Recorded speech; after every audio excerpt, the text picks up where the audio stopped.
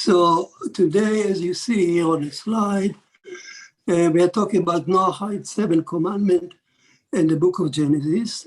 We continue. And today, we talk about idolatry in chapter 1. And class 1, as it says here, class 1 is idolatry, Elohim. Now, we're talking about, this will be the name, official name of our class for the record. Okay, so if Noah's first law, idolatry, is seen in Genesis chapter 1. You remember last time we discussed how the frame of our classes, we're gonna move in the book of Genesis from one commandment to the next one through as presented by the book of Genesis. And as it happened, idolatry, which is a Noahide commandment number 1, is presented in depth by chapter 1. So the question is, where is it in chapter 1? Where is idolatry mentioned in chapter 1? Let me remind you that this is not a talk for a theologian or a professor at Harvard or something like that. We are dealing with a basic ID card of Noahide.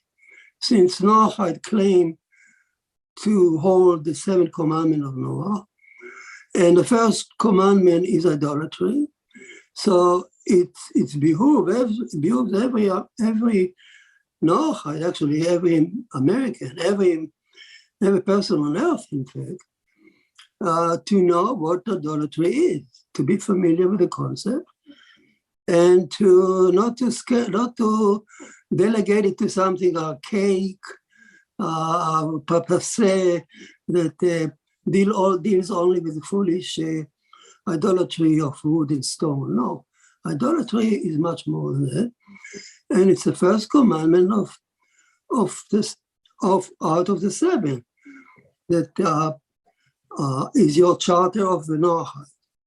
So where the question is in chapter 1, where you can find a reference to idolatry. And the fact is, if you look at the chapter, it describes creation, it describes God, and there is one verse that describes creation of Adam. And it says in plural, let us make Adam in our form, in our image. So Rashi says is there on the spot that speaking in plural, let us make Adam in our form and our image. Speaking in plural, God, or the Creator, opened the door for idolaters to think that there is more than one Creator. He speaks in plural. I know one can say it's a royal plural. We, the King of England. But we, the King of England, actually means that the king is surrounded by counselors, that he is not acting as a tyrant. So that's why we, plural, is royal. But here also, when he speaks in plural, let us make in Adam in our form and image, it implies that he is a king. He speaks in plural and royal, as a royal king, and he has counselors around him. So who are those counselors? Are they powerful? And Rashi says that yes, he opened the door for idolaters to think that speaking in plural means that there is more than one creator. These counselors may be very powerful. So we found in entire chapter 1 is a source of idolatry that we are looking for. Now, what does it mean, speaking plural, opening the door for idolatry? So here, we can derive from here at least 3 meanings to what idolatry is all about. Remember, the Noahide should know that. This is every Noahide, if you stop him on the street, ask him the 7th commandment. So please tell me what idolatry is. Why you brag about to be a Noahide and support the idolatry commandment? What is idolatry? So according to chapter 1, the simplest meaning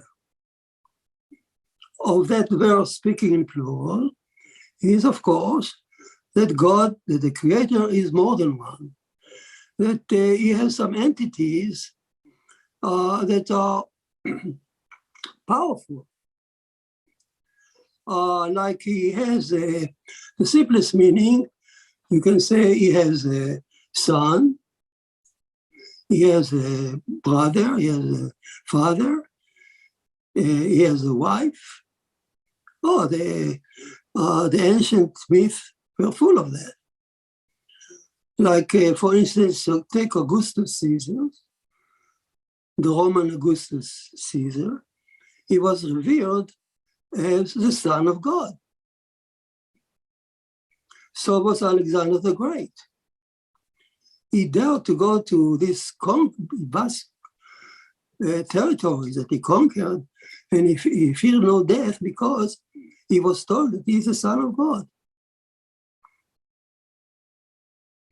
And so was Caligula, a god or a son of God.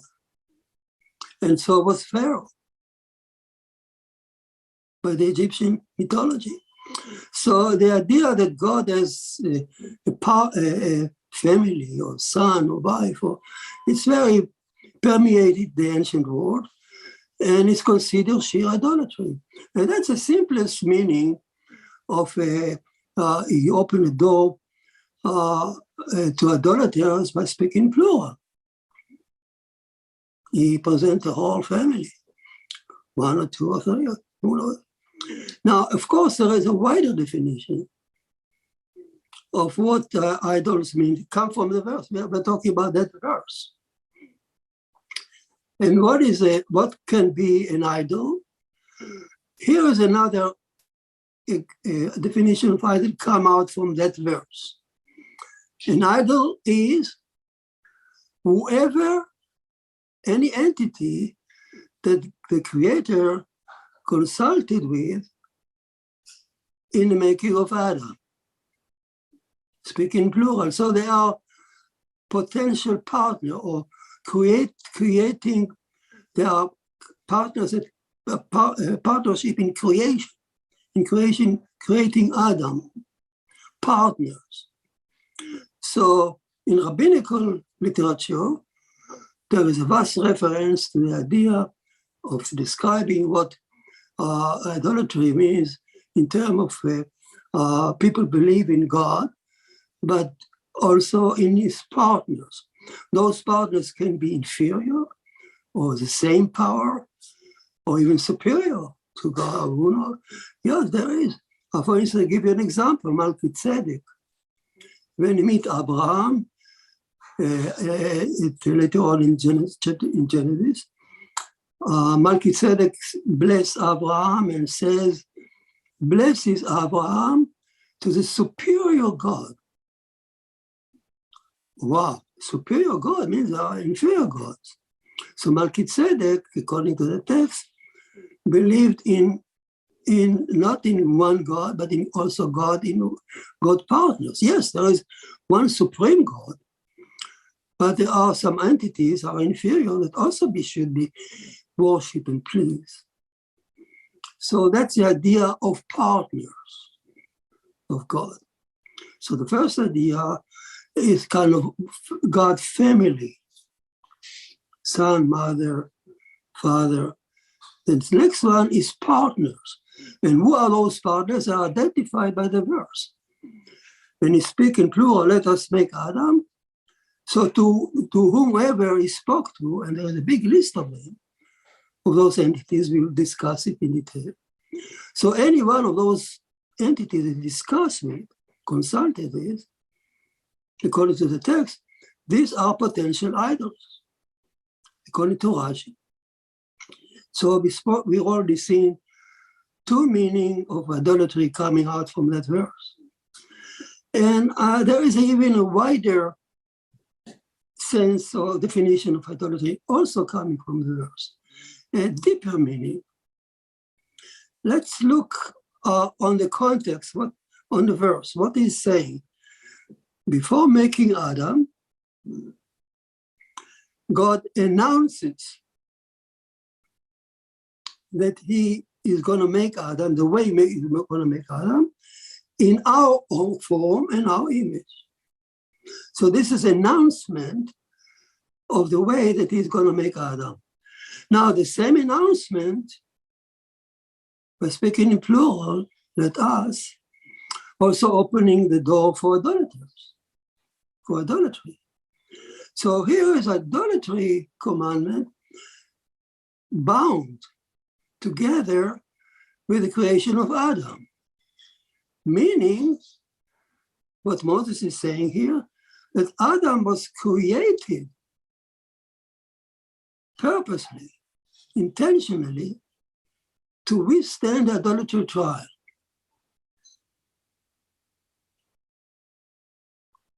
So idolatry is not just another commandment,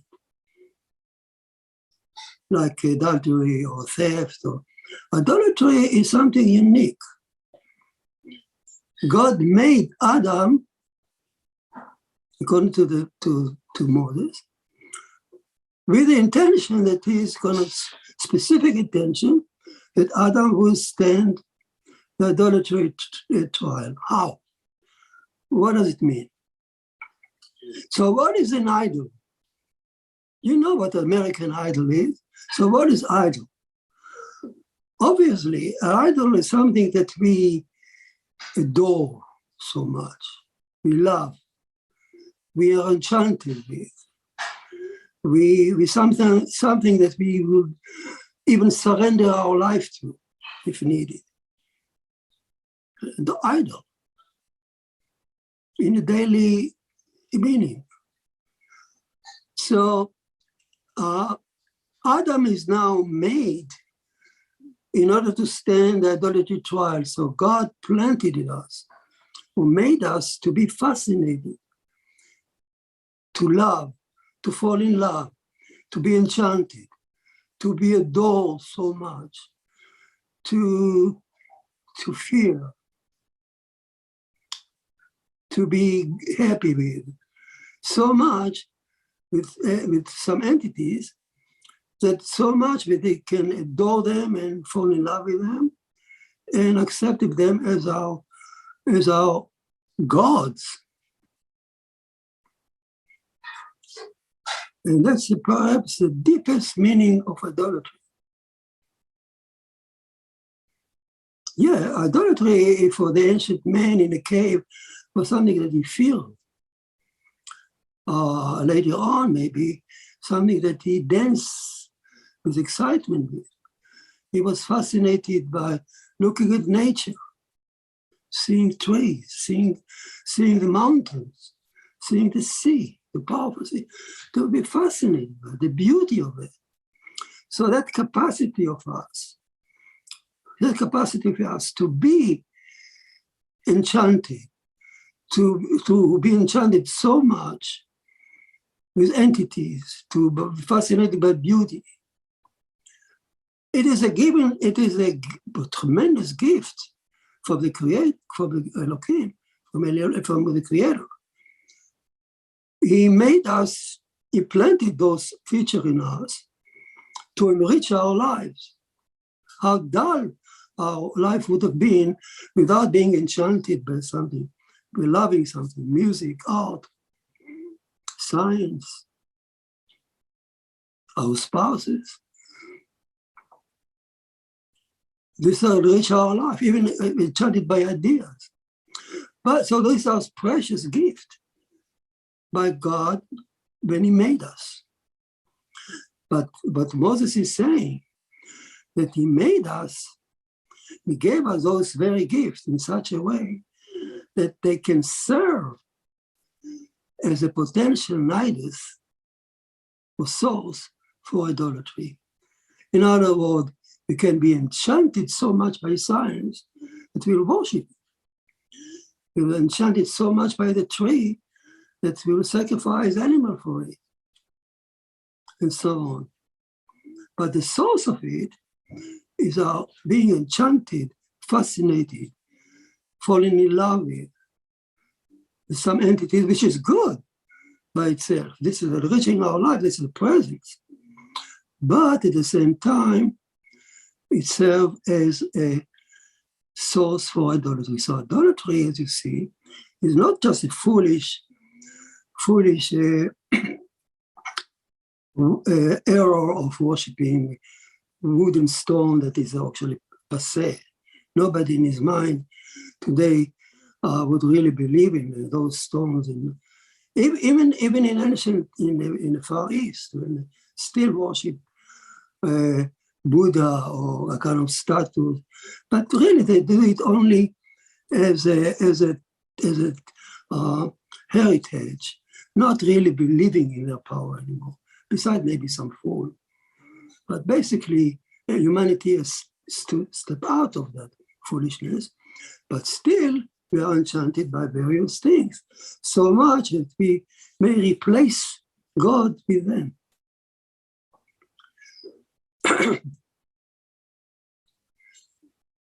So you can say that the idolatry, according to Moses here, is a battle of fascination and attraction. Adam is made with precious gift to be fascinated and attracted to entities. So there's a battle here. Either Adam is enchanted and fascinated by God or by idols. There is a battle. Adam has to choose. And in fact, this is what Moses is saying in the Ten Commandments. Exactly that idea. Because what is it? The first commandment of the 10, God says, I am the Lord your God who took you out of Egypt. He presents himself. That's number one. And number two, he says, thou shalt not have other God beside me. A list of idols. So first he presented himself, then he presented the idols, as man has to choose between them. Either man is attracted to God above, in commandment number one, or not. If he's not, he's going to fall a prey to the idols in commandment 2. So idolatry commandment has two sides. A positive side, a negative side is be careful not to fall a prey to the idols. It's a negative side. A positive side, know to whom you should direct your fascination and attractions, and to whom you should worship. So idolatry is this way, as Moses depicted in Ten Commandments, as two sides. Either is a battle of attraction. Interestingly, Moses leaves no option of being neutral. A person cannot say, I'm a secular and I'm not attracted to anyone, anything. I worship no one. Ha, ha, ha.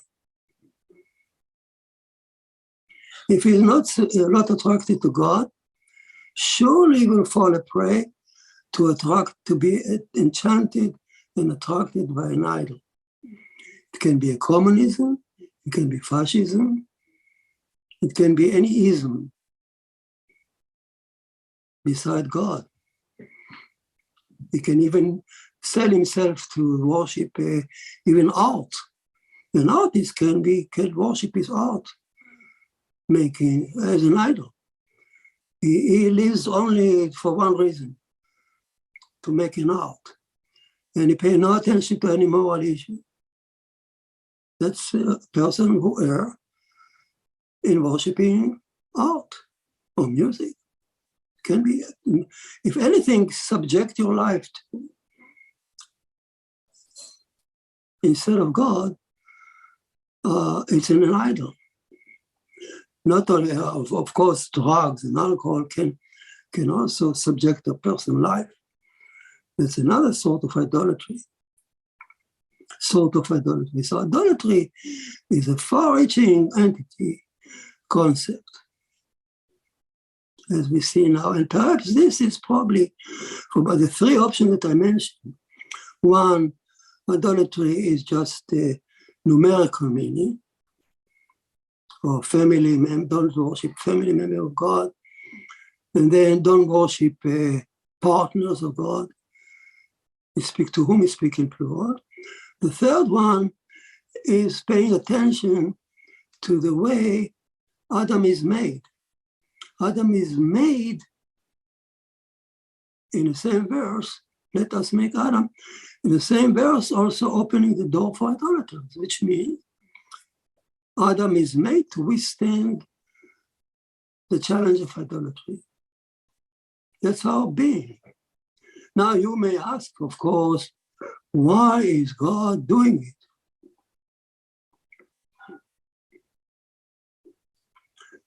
Why does God need to make Adam in such a way that he will be fallen prey to idolatry?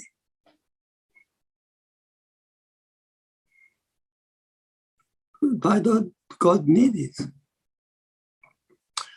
Why didn't he make us pure and complete, loyal like angels? Why made us flesh and blood with all these attractions and fascination and internal fights, struggle between God and idols in our soul, in our lives? Why did he need it? Why did he put us in a trial like that? That's the question. Now the answer is the nature of God, or the meaning of God as depicted in chapter 1. So in idolatry, we need, if you're going back to idolatry, it means we need to identify the idols and be careful not to worship them. At the same time, we need to identify God, the true God, and worship him. We need to identify them. So who is a God that is identified by chapter 1? Who is a speaker here? Who said, let us make Adam in our form, in our image. So who is a speaker? Who is God? In English, you would say, the speaker is God. Because God says, because the verse says in the beginning, at the beginning, God created heaven and earth. So who is that? If you ask, again, the core question is, why does he need it?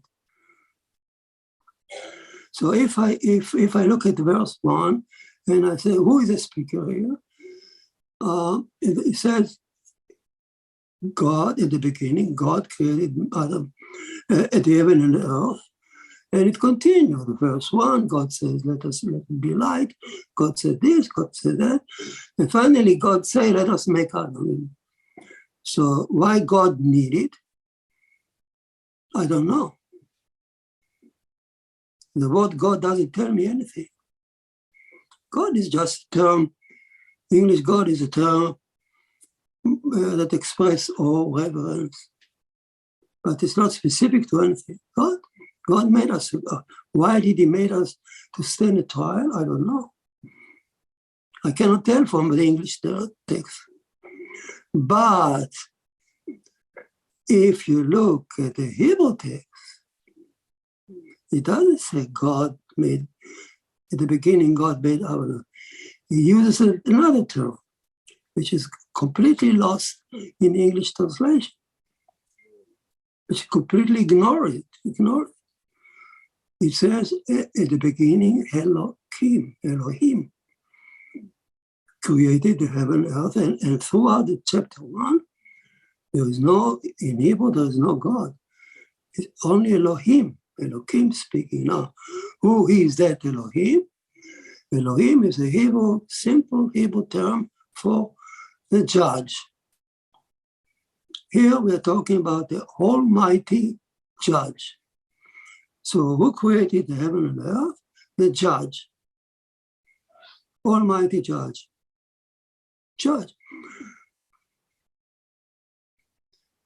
And a judge creates for judgment. That's what he does for a living, so to speak. Now we got an answer. Why did God made us to stand idolatry trial and other trials? But here in chapter 1 is idolatry trial. Why does He made us in such a way that we be fascinated and attracted to the idol? Because He is a judge, and He made Adam to stand judgment. Now everything's settled down. Now we understand why we are here, and we need to stand a trial made by, set up by Elohim, the Creator, who created the universe, heaven and earth, for a trial. Now the term Elohim referred in Hebrew, it refers also to a human judge.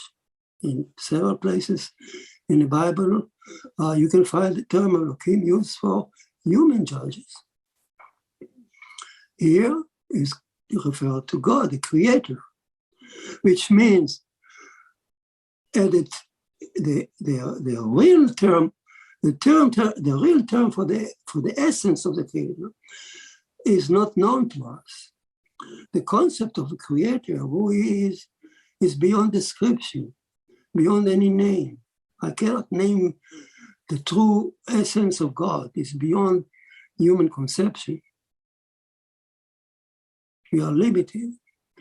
But the Torah is saying that at the time of creation, He ascended on the throne of judgment to create. He wore a hat of a judge, and He sat on the throne and created it to stand a judgment, not just the human, but the entire universe, mosquitoes, the black holes, the faraway galaxy. Everything stands on judgment, for judgment. So now we got an answer why a man is born to withstand the idolatry trial. Why the good God, we can ask. Well, Elohim is not a good God. He's a judge.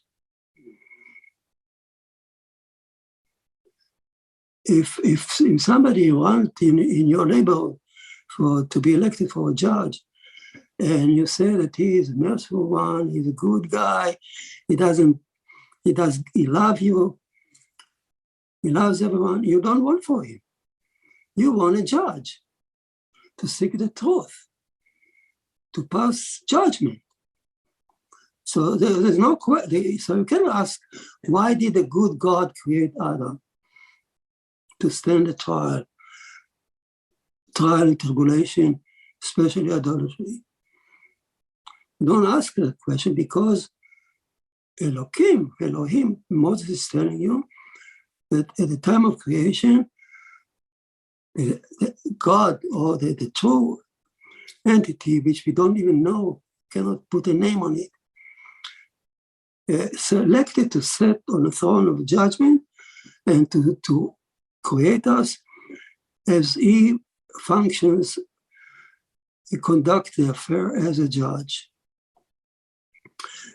Now, a support for that is also, on another occasions, could be that the same entity, God, or the nameless God, essence of God, would sit on other throne and get other names according to this story. It can be El Shaddai, it can be the merciful one, there are many, many attributes of God that appears to us in the story of the Bible as needed for the story. And Elohim is just one attribute of God, of the essence of God. And it was tell us that the sixth day of creation started from the beginning. Elohim, God sat, or the creator of sat on the throne of judgment to create the world, to stand judgment. From the mosquito, from the black hole, everything created stand on the judgment. But later on, he could assume other names, other throne or features. I give you a support for that idea, because if you pay attention, it says, at the beginning, Elohim created the heaven and earth. It was only the beginning. Later on, this entity of creator, move on to sit on other throne, like the throne of mercy and other features. But at the beginning, the nature, the cosmos around us, was created as he sits on the throne of judgment. We'll talk about what are the features of Elohim in a minute. So, saying that you may easily ask the question, what does it mean he created the universe for judgment?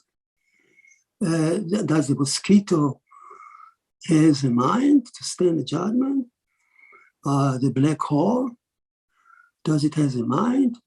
The exploding nova, the faraway galaxy, do they have mind to stand judgment? And the answer is very simple. It's straightforward. Elohim, the judge, set up the law of nature by which all these entities should follow.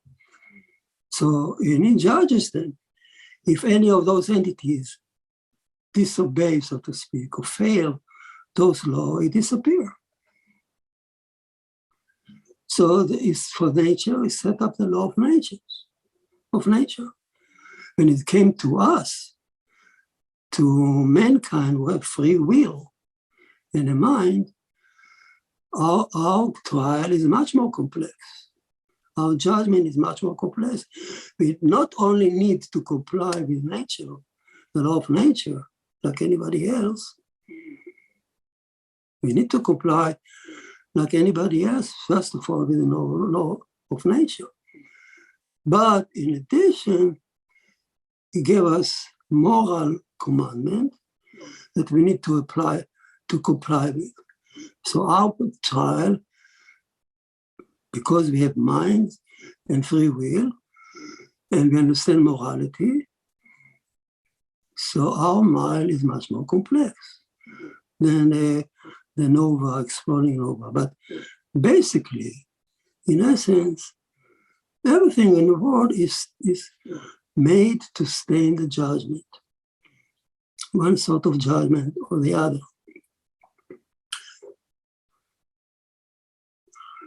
Now, speaking about morality, I want to make a very important point here. Idolatry as a commandment has no moral value. It's shocking. Idolatry, an idolater, an idol worshiper can be a very nice fellow, can be peaceful, can be a nice guy. Why not? He can. So the fact that he's an idolater doesn't necessarily mean that he's a bad person. He's just a sinner in the eyes of Elohim, who demand us to recognize him as one and so on. But otherwise, so he can be morally right. So the issue of idolatry by itself carries no moral value. It doesn't make you necessarily a better person if you're not an idolater, if you worship God. Yes, of course. We said last time that being an idolater, being a worshiping God, will protect you from falling down, sliding down the commandment to adultery. We said that if a person doesn't recognize God and he doesn't fear God, he most likely will fall prey to the rest of the commandment one by one. So idolatry in that sense is very important. It's a key, it's a barrier from falling down. But by itself, we should not make an error. We should not deem an idolater necessarily to be a bad person. So his judgment is necessarily on that pure point of idolatry. So that should not mix the issue.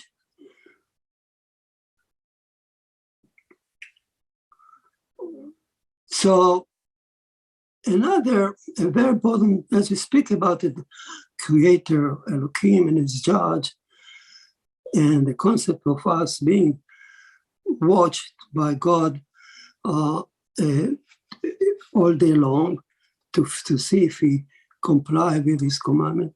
So the idea, the very idea, okay, the very idea that we stand judgment seems something fearful, but it's not true. It's the other way around. We are never alone.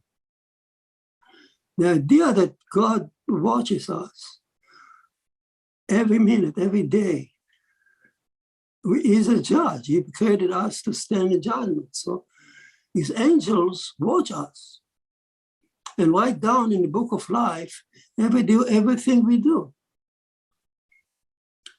And when the time comes and we are standing in judgment, the book opens up and everything is read out to the heavenly court. So that's the idea of Rosh Hashanah. Once a year, we are judged every minute, every day, every minute of the day. But once a year, in the anniversary of creation, actually, in the anniversary of that statement, in the beginning, Elohim created the heaven and earth. So we celebrate that moment of the initiation of the universe. And that moment is called Rosh Hashanah, the head of the year.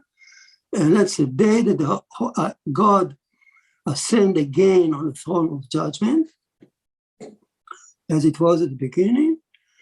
And he judges the entire universe, from the black hole to the mosquito, to the crocodile, to mankind. Every creature passed by his eyes, and he decided its fate. And the angel opened up the book, and the book is read by itself, in fact. And every person read out loudly. Whatever you think, whatever you do during the year, it's read up there in the heavenly court. So somebody is watching us. We are never alone. And that's some comfort in that idea that we are never alone. But it also calls us to call us to be responsible for our deeds. Somebody is watching and write down whatever we do. So when we blow the shofar in Rosh Hashanah, the horn, here is a text, I read it for you.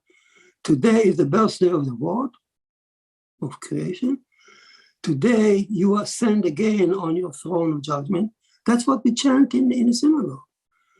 Today you ascend again on your throne of judgment. When all the creatures of the world pass before your throne, as you examine each and every one of them and dictates their fate for the next year. Wow. So everything I said, it's not me. It's in the book of Rosh Hashanah, which celebrate that moment of creation.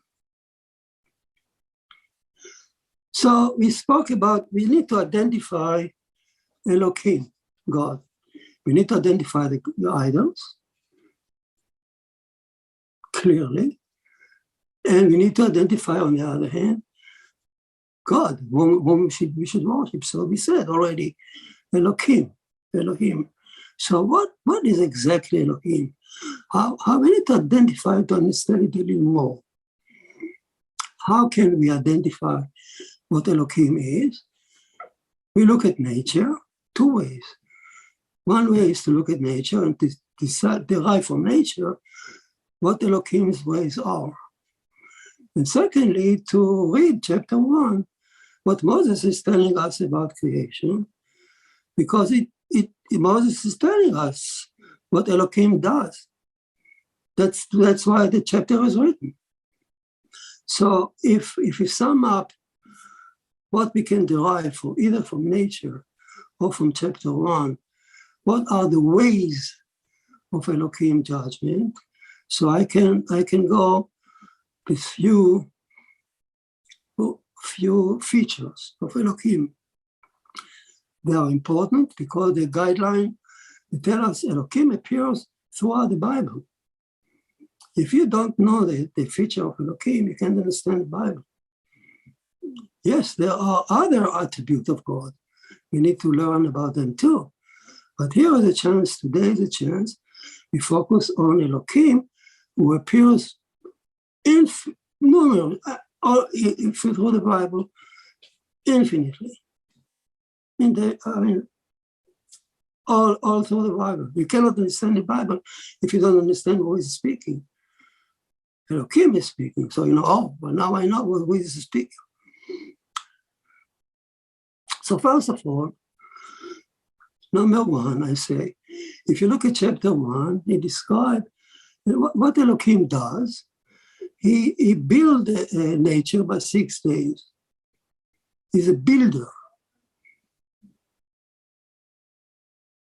Very important concept.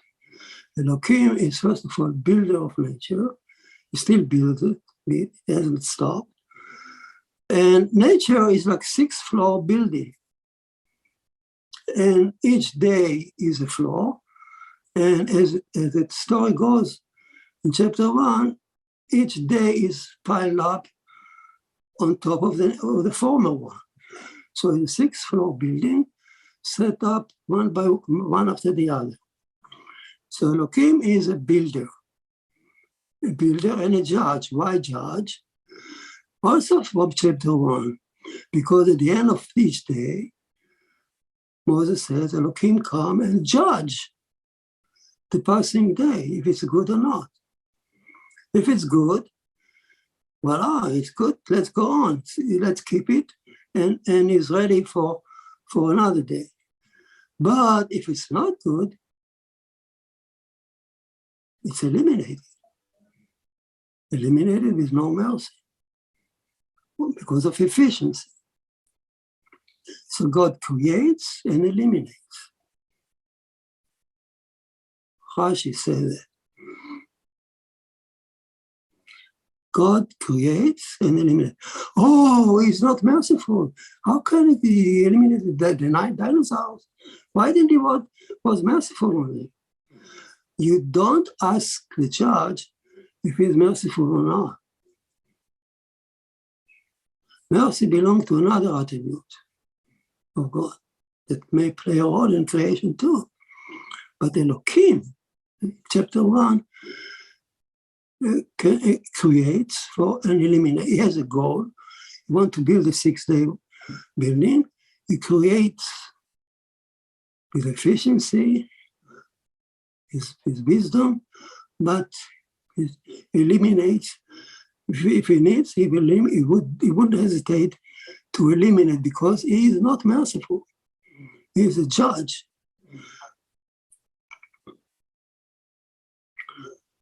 And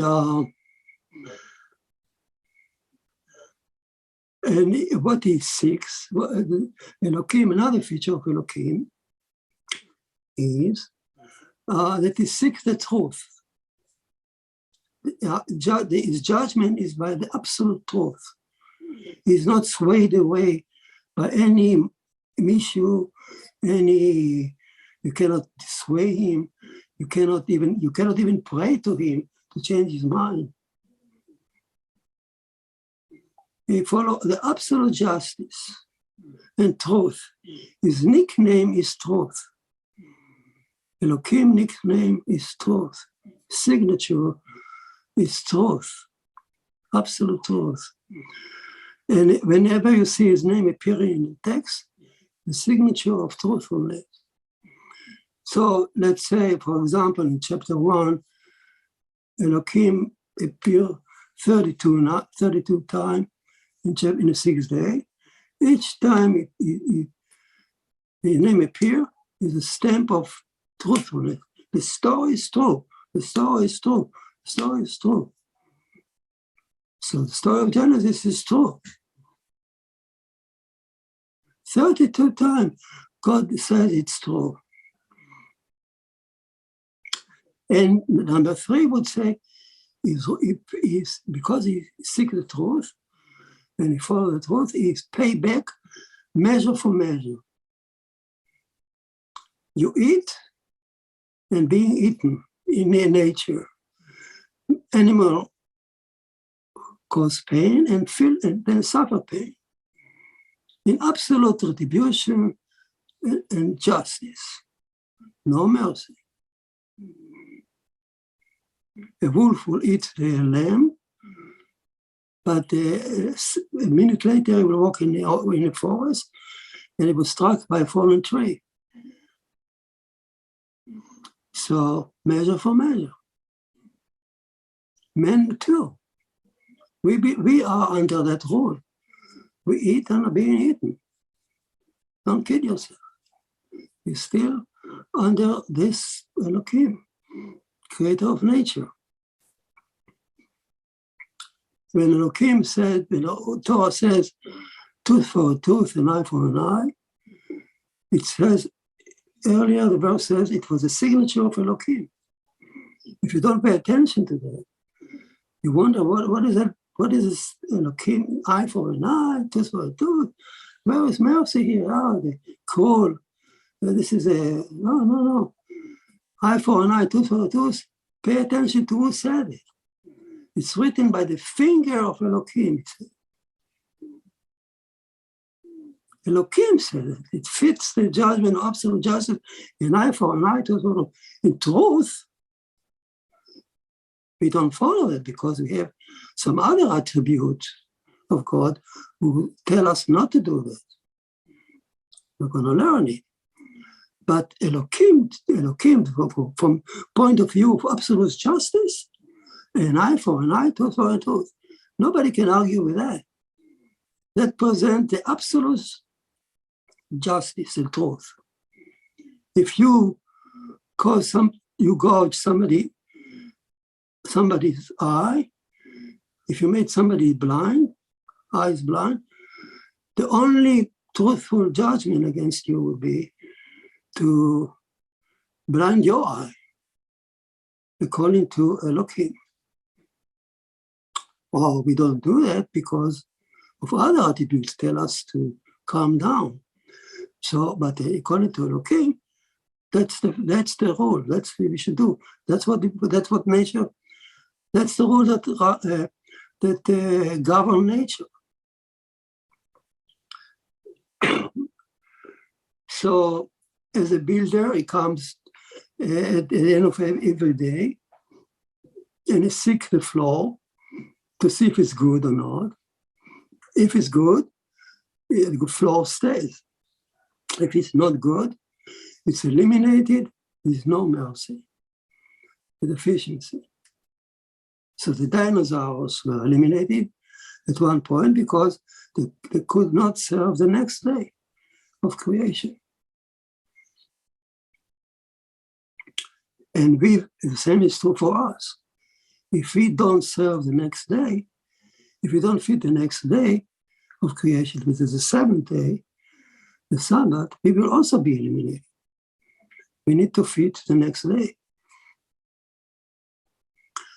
And number 5 feature, I would say, Elohim created 6 days as a creator, as a dictator. He asked no one permission. He said, let it be, and things happen. Let it be light, and light happened. So he asked no one permission. He consulted no one during the 6th day. He acted like a tyrant. So Elohim is a judge, a builder, and a tyrant. Until he came to make us. When he made us, he changed his mind, his rule, and he spoke in plural. He didn't say, let it be Adam. He didn't give command. Instead, he said, let us make our changes. He acting no more as a dictator when he made us. Oh, we're talking about it, why? But during the 6th day, he acted like a tyrant, and he can act again like a tyrant if he wishes. And the few minutes we have now, maybe I'll stop here. There are some more features of Elohim. We can discuss it, finish it next time. As we move on with the concept of idolatry. So in summary, we learn the concept of idolatry from the verse, chapter 1. We identify why Adam was made. We identify what idolatry is, at least in general terms. We get 3 options, 3 meanings for idolatry. And then we identify God, the speaker, to answer the question, why are we made in such a way to stand idolatry trial? And the answer is, Elohim, the judge, made things for a trial. And our trial is idolatry. Okay, any question for me?